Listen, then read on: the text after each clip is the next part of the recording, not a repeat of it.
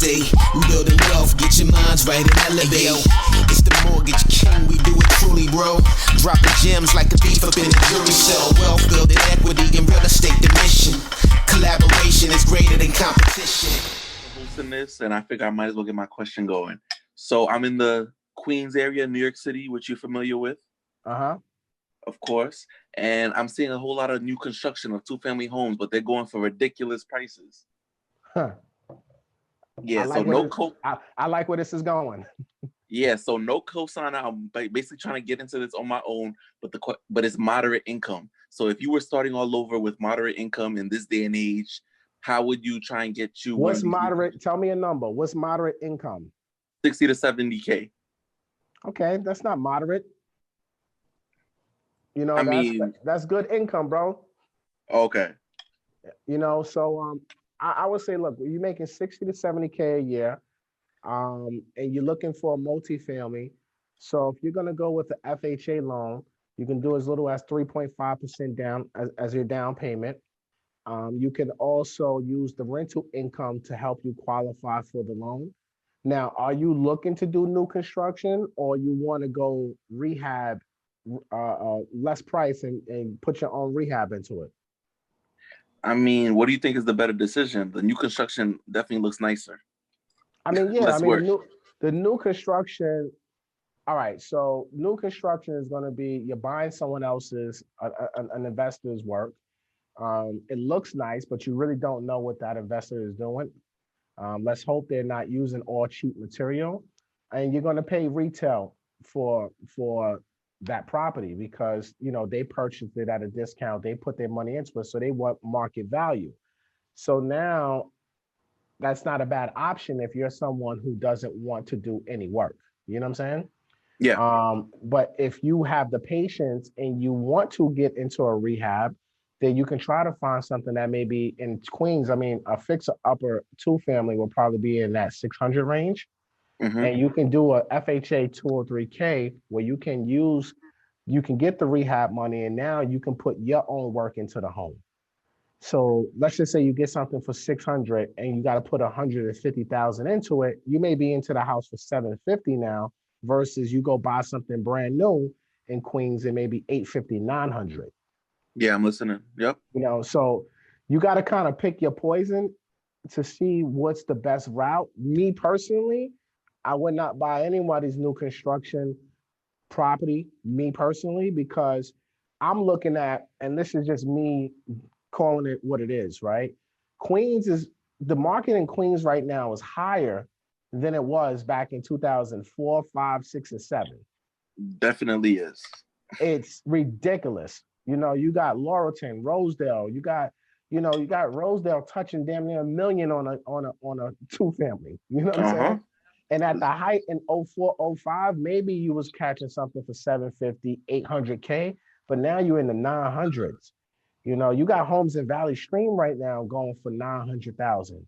Like, it's crazy right now.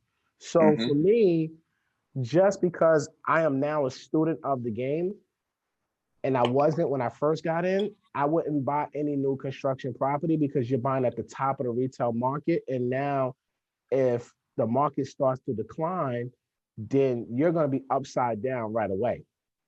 Okay. So I would probably recommend buying something below market value, something that needs work, only if you have the patience for rehab. If you don't have the patience for rehab, bro, then you got to do what you got to do and try to negotiate that investor down a little bit so that way you're not paying the top of retail. But if you got a stomach for rehab and you want to learn that part of the business, then I would go with an FHA 203K, buy something undervalued. So that way, if the market does decline, you're not going to get hit as hard as someone who's buying at the very top, if that makes sense. Yeah, that definitely makes sense. But have you heard of stories being able to negotiate with an investor to get the price down pretty reasonably? Depends on how desperate that investor is.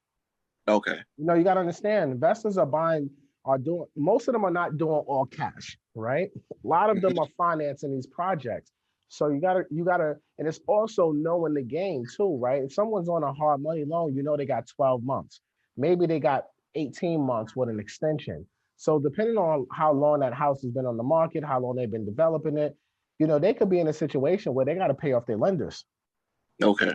So they may be a little bit desperate, and especially now where you have this virus going around, you have the markets going crazy. People will probably get a little bit desperate because they just want to lock in the deal and get what they can right now. So right now, I'm encouraging everybody. If you're trying to purchase a home, right now is the time. I personally think you need to be aggressive, but you also need to be smart. You need to negotiate. You need to stick to your numbers if you are going to buy in this market. Because like Envy said, I'm not sure if he was on when Envy was Yeah, I was on there here, when he was there. when he was talking about like, he just bought a $8 million home. He got it for a good price. But like he said, if he would have waited a month, he could have probably got a couple $100,000 cheaper. But we can't predict these things. But you can't predict it. You know what I'm saying? Yeah. You can't predict it. But going into this environment that we're in right now, this coronavirus is in the history books now. You know what I'm saying? So like now is when all first-time home buyers, all investors need to be very aggressive with their negotiation. Okay. And go for it, bro, because the money is cheap right now. So go for it. Don't hesitate. All right. And two more quick questions, if you don't mind. Mm-hmm. All right. So for someone that might be already in their home for a while, but it's an old house, like built 1920s, but $100,000 left on the mortgage, but it needs a lot of work. What are your thoughts on that person's next steps? The home was built in the 1920s, you said, and they owe $100,000? Yeah. $100,000. How much is the house worth? I mean, Queens prices, so $500,000. It's a single family? Yeah. So $500 to $600K, and they owe $100,000. I mean, what are their goals? Are they trying to keep the home or they want to sell it? I think they want to keep it for the long term, but like about that whole stomach for remodeling and whatnot, how would you go about doing that? Personally, I would probably just do a line of credit. Okay. Since they have enough equity, I wouldn't probably touch that first mortgage, $100K, unless they had a higher interest rate.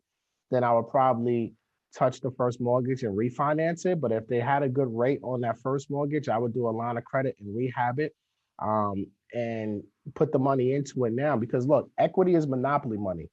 So at the end of the day, it's here today, it could be gone tomorrow. So they could have $500,000 in equity today. If the market corrects itself and it starts to depreciate, that $500,000 can go to 400,000. It could go to 300,000. Who knows? You know what I'm saying? Oh wow, that quick?